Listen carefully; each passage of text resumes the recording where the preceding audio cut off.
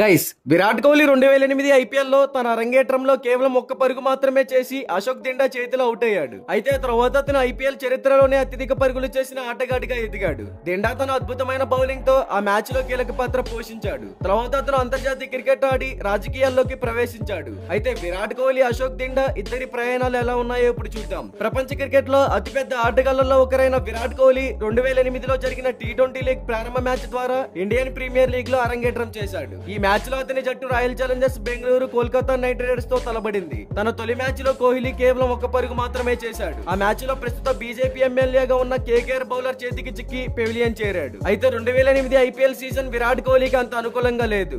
ఎందుకంటే అతను లీగ్ లో ఇప్పుడే ప్రారంభిస్తున్నాడు.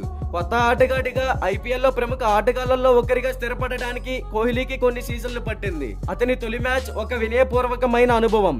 ఆర్సీబీ 223 పరుగుల లక్ష్యాన్ని నిర్దేశించింది.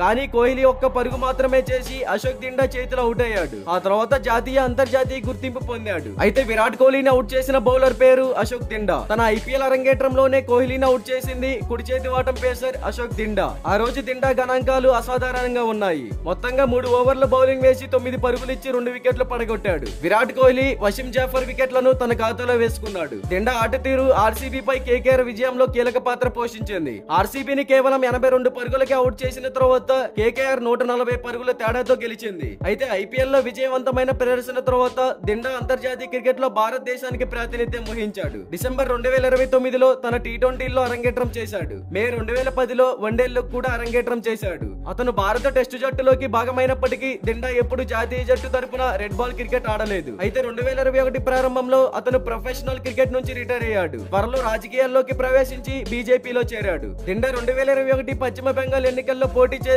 మోయినా స్థానం నుంచి విజయం సాధించాడు. అయితే అరంగేట్రం నుంచి విరాట్ కోహ్లీ ఐపీఎల్ కెరీర్ అసాధారణమైంది. ఐపీఎల్ చరిత్రలో ప్రతి సీజన్ లో ఒకే జట్టు తరపున ప్రాతినిధ్యం వహించిన తొలి ఆటగాడిగా విరాట్ కోహ్లీ నిలిచాడు. సంవత్సరాలుగా విరాట్ కోహ్లీ ఐపీఎల్ చరిత్రలో అత్యధిక పరుగులు చేసిన ఆటగాడిగా క్రమంగా ఎదుగుతూ టోర్నమెంట్ లో 8004 పరుగులు సాధించాడు. 2010లో అతను తొలిసారిగా 300 పరుగుల మార్కును అధిగమించాడు. 2011లో 557 పరుగులు, 2013లో కెరీర్ లో అత్యుత్తమ పరుగులు 634 పరుగులు సాధించాడు. అయితే ఐపీఎల్ సీజన్ 2016లో విరాట్ కోహ్లీ రికార్డు కూడా సృష్టించాడు. అయితే 2016 విరాట్ కోహ్లీకి అత్యంత చిరస్మరణీయమైన సీజన్లలో ఒకటిగా నిలిచింది. ఆ సీజన్ లో అతను టోర్నమెంట్ లోనే 973 పరుగులు సాధించి చరిత్ర పుస్తకాల్లో తన పేరును లిఖించుకున్నాడు. మరి రాబోయే ఐపీఎల్ 2025 సీజన్ లో ఏ టీం ట్రోఫీని సాధిస్తుందని మీరు అనుకుంటున్నారో కామెంట్ చేయండి.